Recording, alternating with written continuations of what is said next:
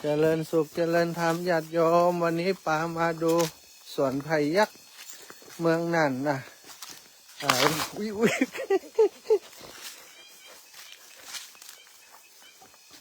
สวนไผ่ยักษ์เมืองน่านอันนี้มันตายก่ะอันนี้จานข้อนะตายแล้วมันเป็นอย่างตายดองเจาะเลยโอ้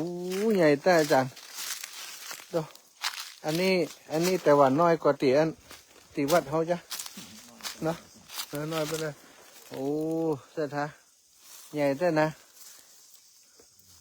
เอาลูกเล่มใหญ่มากเลย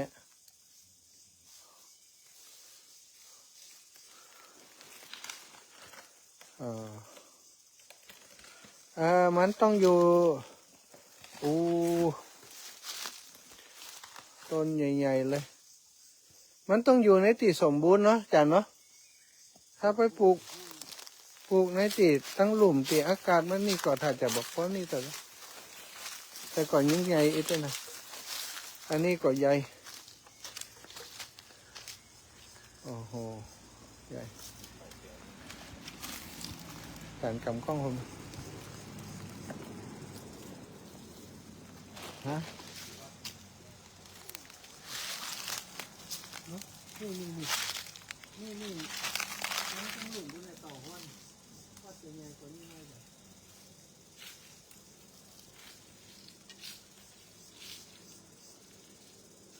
อันนี้คือไผ่ยักษ์แต่งบ้านข้างหลังเลยจ้ะเนาะ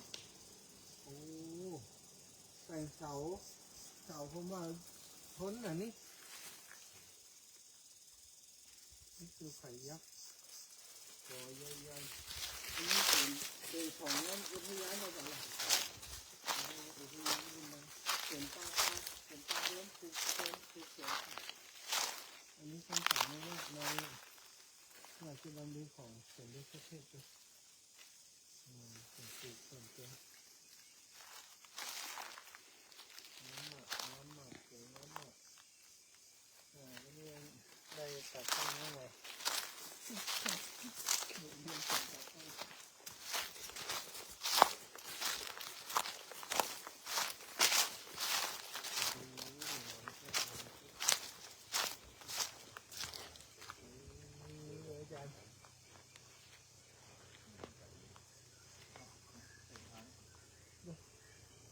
นี่เป็นส่วนนี้เลยเนาะเปิ้นใครจะบัดตัดขายเท่านี้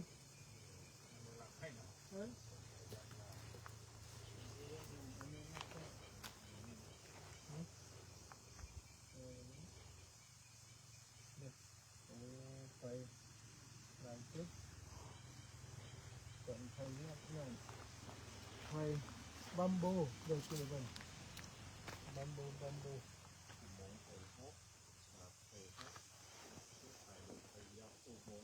ไข่ลำเดียวทั้งแผงไทยลำเดียว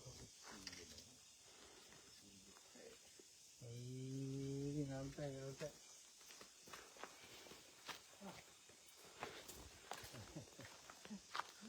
เอาไปตั้งปลาบ้านผมอีกเรื่องนี้ก่อนนะไม่นี่ไหนกันตรงนั้นเหมือนใหญ่เต่าอี้ก็ได้ฮะบ้านผมนี้นะไม่เนี่ยใครเป็นให้คนเขา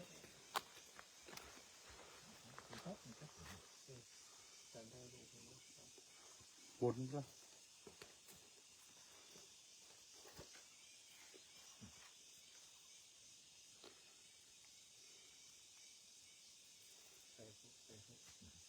เอาจากมุมนี้มันหาเยอะนะ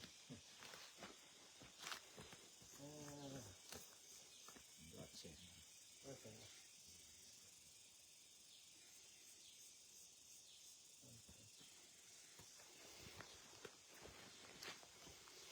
มัน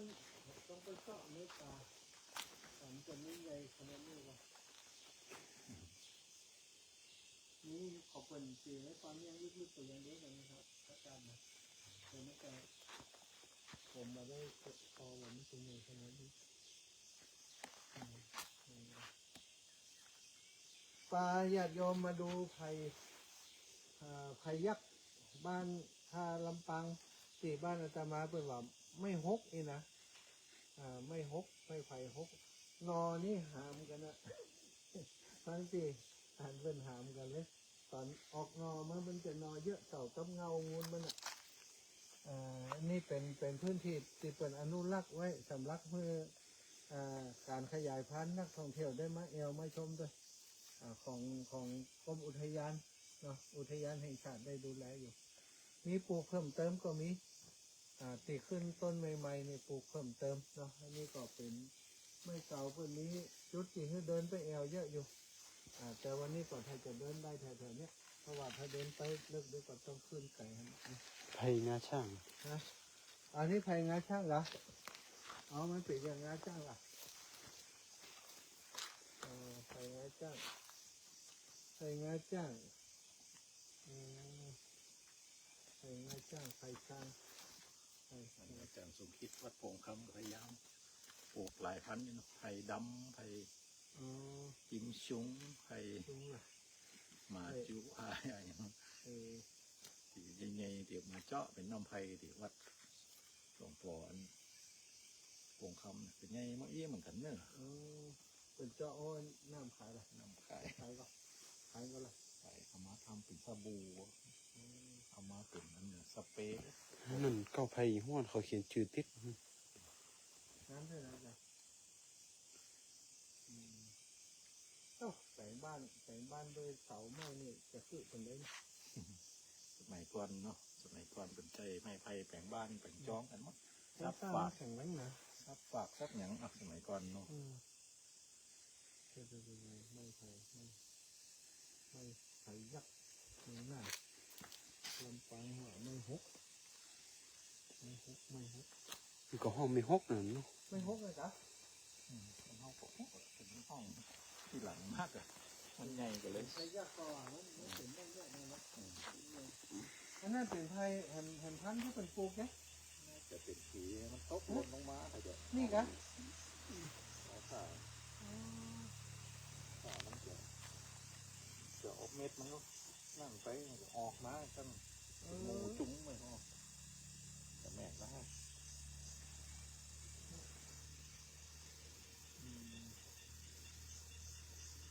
แม่ใหม่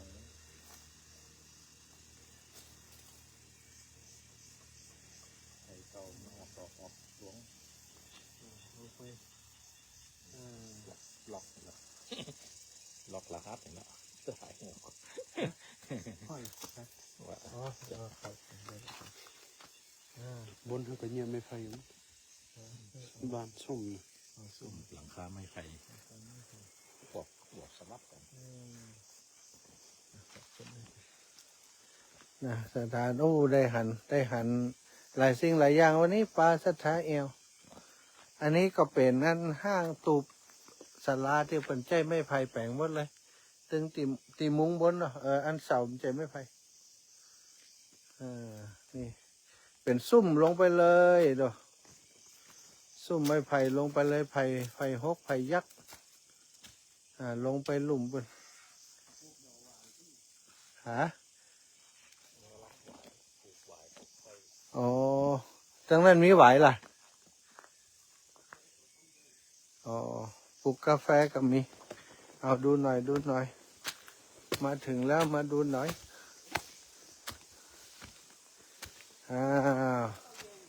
ฮะ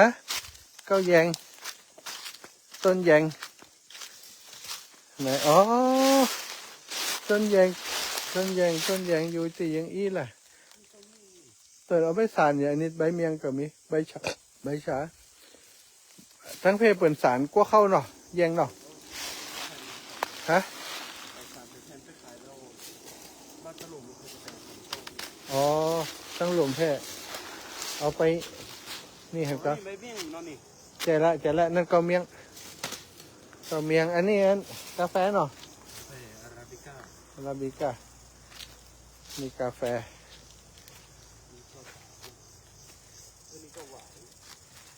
มีต้นกาแฟมีต้นหวาย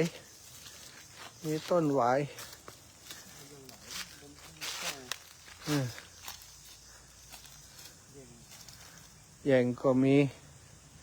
แยงตั้งเพศเปิ่นจะสาร สารเป็นผืนแล้วก็ตั้งลุ่มเอาไปแปลงขันตกราคาดีโอ้ป่าสมบูรณ์คนสามารถอยู่กับป่าได้มีอาชีพได้ในป่าต้นอันนี้นี่ปลูกไม้เนาะปลูกไม้ปลูกไม้มันพอใหญ่ต่อใดอันนี้ปลูกมาระยะหนึ่งละโอ้โหโลปะโตใหญ่แต่ใหญ่ว่าเดี๋ยวเข้าป่าลำปางอย่าไปพอไม่หกต้นใหญ่อย่างอี้มีก็มีเอามาแข่งกับเมืองนั่นอันนี้ถ้าจะเต่าตีหันตีวัดแล้วนี่หลวงพ่ออันนี้เต่าตีวัดละ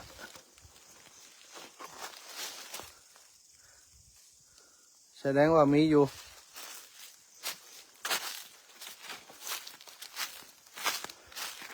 ตีวัด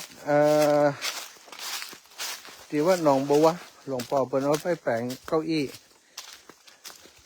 ท่อนหนึ่งนั่งได้สบายเลย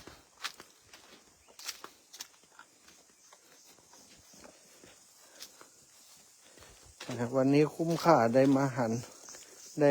นสวนไผ่ยักษ์เมืองน่านเป็นตีเป็นอนุรักษ์ไว้ให้มาหันว่าอยู่ในป่าเป็นอย่างไรต้นใหญ่อย่างนี้เอาไปปลูกได้มีคนเป็นเพาะน้อยจันเนาะเพาะขายเพาะกาเพาะกามันประเภทนี้มันก็ตายบ้านเท่าว่าตายขุยเหมือนกันน้อยจันเนาะนะนี่ตั้งหลุมนี่ถ้าจะแม่นของเปิดนี่จันวะแต่มันทีเนาะจันเนาะเม็ดมันหลวงเม็ดหลวงทีคุดอย่างนั้นไว้ปลูกก็ได้กันนะฮะเนาะ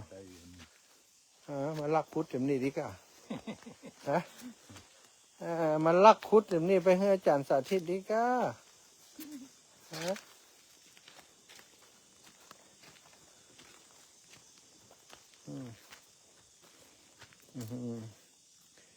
ปงเป็นดงเป็นเลยมีไม่ไผ่อื่นศูนย์อันนี้ต้องเป็นเปิ่นแน่นอนอ่ะอาจารย์ถ้ามันอย่างอื่นมันเอาต้นพันธุ์มาจากไหน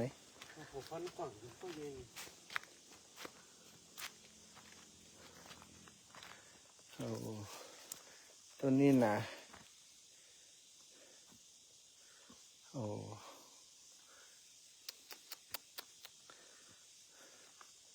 สามารถสร้างบ้านด้วยไม้นี้ได้ตึงเสาตึงคานตึงตรงตึงแหวงได้หมดความแข็งแรง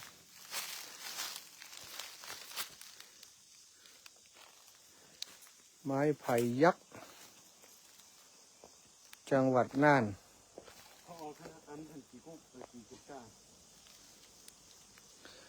ถ้าไผ่ไข่ไม้แอวปักมุดมาได้เลยเนอะสวนไผ่ยักษ์นี่มันจะปลามาแพะขึ้นดอยมาปอกไก่ตัวใดตะกี้1 ชั่วโมงยันขึ้นดอยอย่างเดียว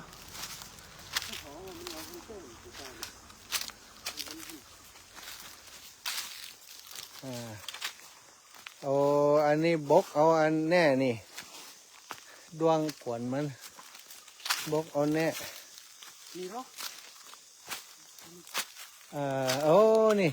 ปีอย่างที่ว่ากุ๊กตะกี้นะไกอย่างก็กุ๊กกะเอาถ่ายรูปไว้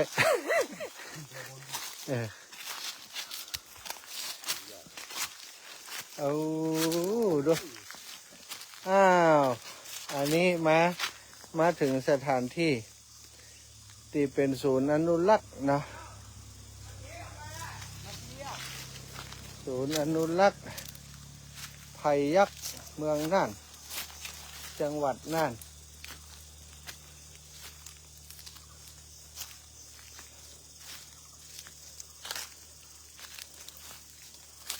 ศรัทธาญาติโยมมาแอวมาชมเน้อไผ่อยากจะหันไม่ไผ่ยักษ์นานเอาไปปลูกได้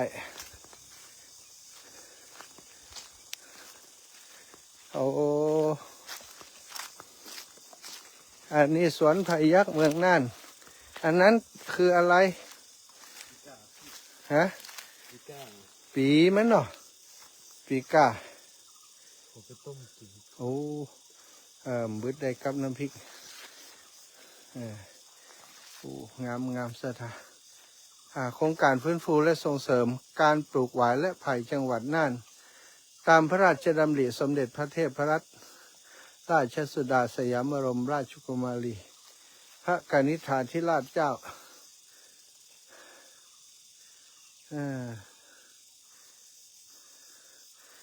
ขึ้นมาสายนี้เนี่ยจากท่าวังผาขึ้นมาตังบานศพคุณเก้าอย่างก็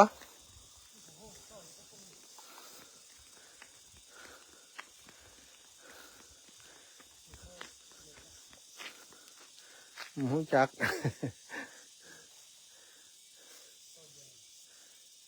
เก้าแยงที่เอาสารเนาะสารขัดตกสารขันเข้ากว่าเข้าขันตกท่านก็มีล่ะลูกเนนเปิ่นหูจักต้นไม้เปิ่นอยู่บนดอยหูจักต้นไม้ดี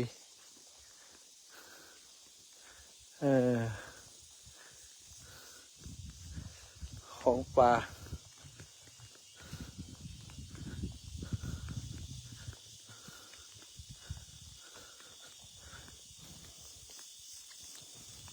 ท่านผอ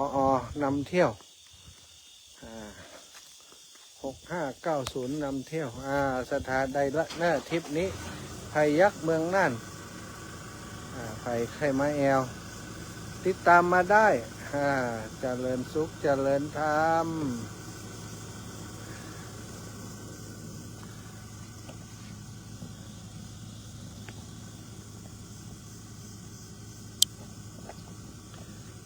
ด้านหลังลิบๆก็คือสวนไผ่